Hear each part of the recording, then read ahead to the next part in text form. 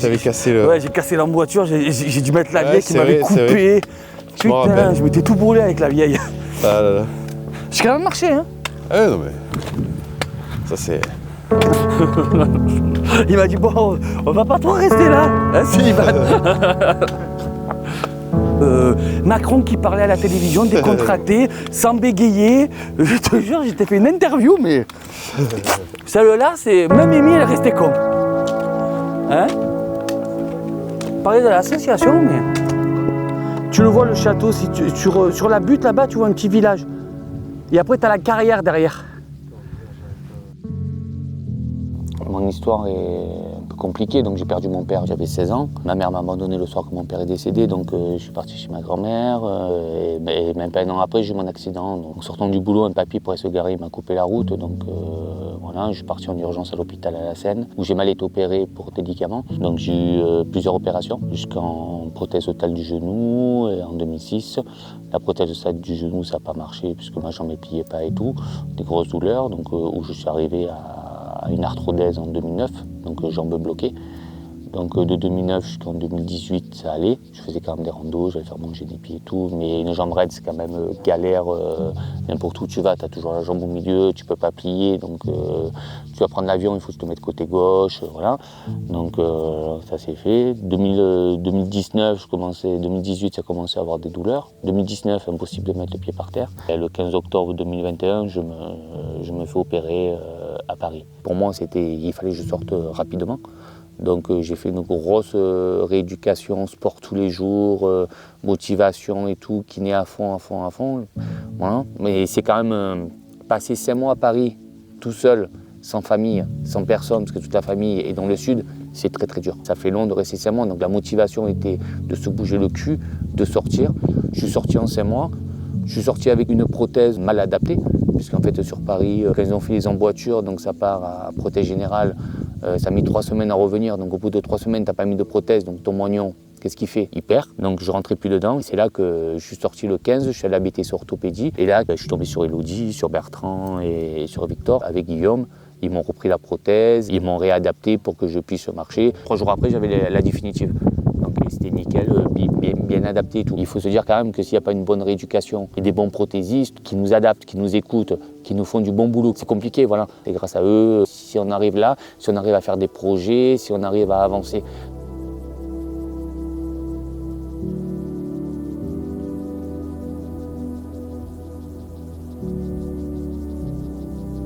C'est une grande preuve de résilience, parce que là où il en est arrivé par rapport à tout son historique, il peut être fier de lui, son entourage peut l'être aussi.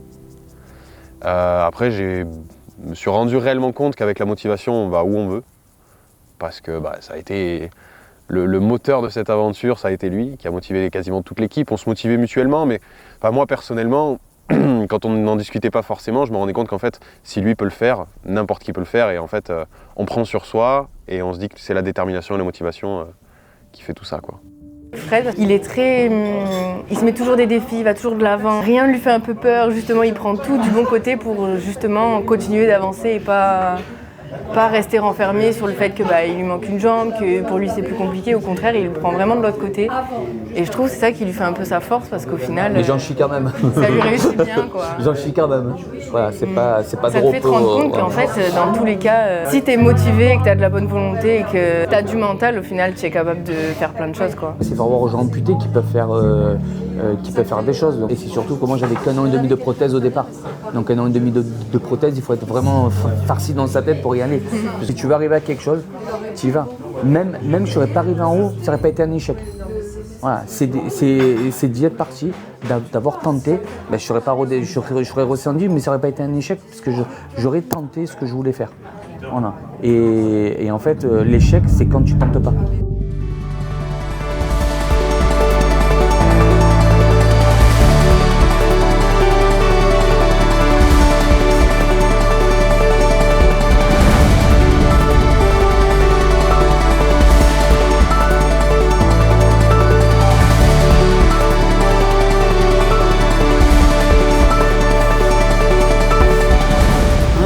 Je m'attendais à ce qu'il y ait une proposition derrière de bon, maintenant qu'on a fait Kili, qu'est-ce qu'on fait? Voilà, ça je m'y attendais clairement. Mais effectivement, il a toujours cette mentalité d'essayer de se surpasser. C'est-à-dire qu'on a fait le Kilimandjaro à 5800, on va trouver à 6000, et un peu plus, quelque chose d'un peu plus long, le GR en l'occurrence, faire la Concagua, le Mont Blanc, l'Everest, voilà. Enfin, donc je m'y attendais initialement, mais j'essaye aussi de savoir un jour et quand est-ce et comment il va pouvoir s'arrêter.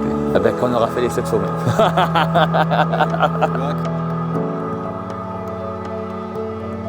Quand on faisait le Kilimandjaro, je savais déjà qu'on allait repartir ensemble et qu'il avait envie d'en faire plusieurs. Et en fait, en faisant le Kilimandjaro, c'était tellement bien.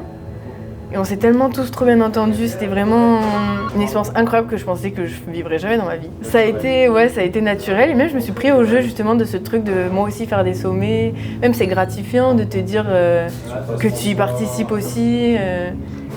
Même de me dire que je suis là pour l'aider aussi. Justement, ça a développé un lien un peu particulier entre nous et du coup, j'ai envie de continuer de le suivre, j'ai envie de continuer de l'encourager, je suis fière de lui, donc j'ai envie de... Ouais, voilà. Ah, t'es fière de moi? Bah oui, je suis fière de toi, bien sûr, je suis fière de toi. Ouais. Ça me fait une belle jambe. Ça, je la garde. Elle est pas mal, celle-là.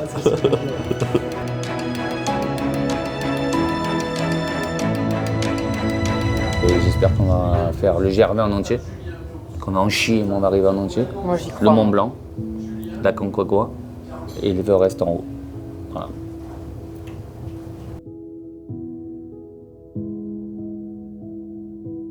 Le GR20, en fait, il n'y a personne qui l'a fait en amputé tibial et fémoraux en entier. Pour cette aventure, il a décidé cette fois-ci de la réaliser avec une amie, un duo, pour tenter de mener à bien une première mondiale. Je venais de faire le Kilimandjaro et en parlant, je lui dis, tu sais que moi j'ai toujours eu un rêve de faire le GR20, mais bon, toute seule, pas trop motivée. Et on s'est dit, pourquoi pas? Et donc c'est parti de là et le pari fou était lancé, quoi.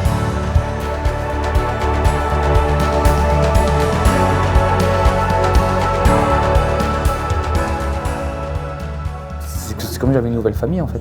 Oui, voilà. T'es trop mignon. Non mais c'est vrai en plus. J'ai dit ce que je ressens, je vais pas... C'est pas dire de bêtises.